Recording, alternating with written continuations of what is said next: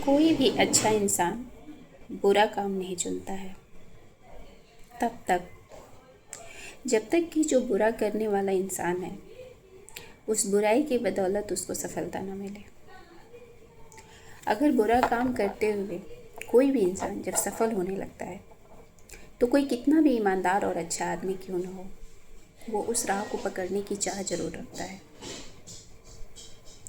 वर्तमान समय में ये जो गाली गलौज का माहौल चल रहा है कि प्रधानमंत्री जी की माँ को गाली दिया गया, सच्चाई सामने नहीं आई कि गाली दिया किसने, और जिसने भी दिया है वो किस पार्टी से बिलोंग करता है, उसका क्या बैकग्राउंड है। ये सारी चीज़ें प्रधानमंत्री जी के लिए सेकेंड्स की बात है कि वो पता कर लें, लेकिन वो नहीं कर रहे हैं। तो इसके पीछे भी कोई उनका होगा राजनीति।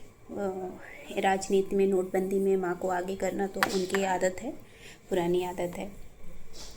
बहन बेटियों के सम्मान से खिलवाड़ ना हो, ये टॉप पे नारा रहता है बीजेपी का, लेकिन बहन बेटियों की इज्जत से खिलवाड़ करने के भी मामले में बीजेपी टॉप पे है। कांग्रेस की विधवा वगैरह वगैरह वगैरह बहुत सारे ऐसे शब्द हैं जो मैं नहीं दोहराना चाहती हूँ, क्योंकि कोई भी उस शब्द को दोहराए, भले वो सहानुभूति में क्यों न दोहराया जाए, वो गाली ही कही जाएगी, तो उसको ना दोहराया जाए, वो ज़्यादा अच्छा है। बस इतने से ही सारी देश की सारी जनता को पता चल जाता है कि हाँ क्या चीज़ें होती हैं।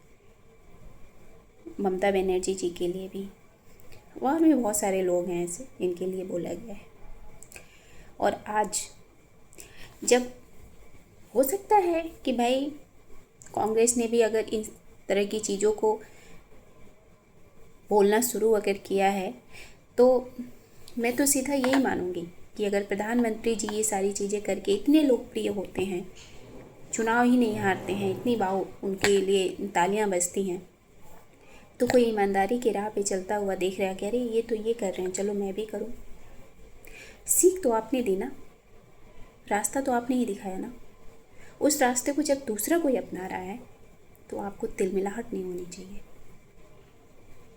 बस इतनी सी बात है, यहीं से समझ जाने की ज़रूरत है कि खराब इंसान खराब होता है, कोई डाउट नहीं, लेकिन अच्छे इंसान को खराब करने के लिए भी राह जो दिखाता है, सबसे बड़ा गुनहगार वही होता है।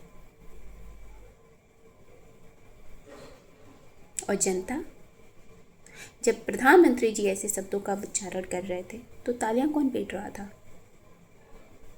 फिर आज आप लोगों को इतनी तिलमिलाहट क्यों हो रही है? उस समय में जाइए और सोचिए।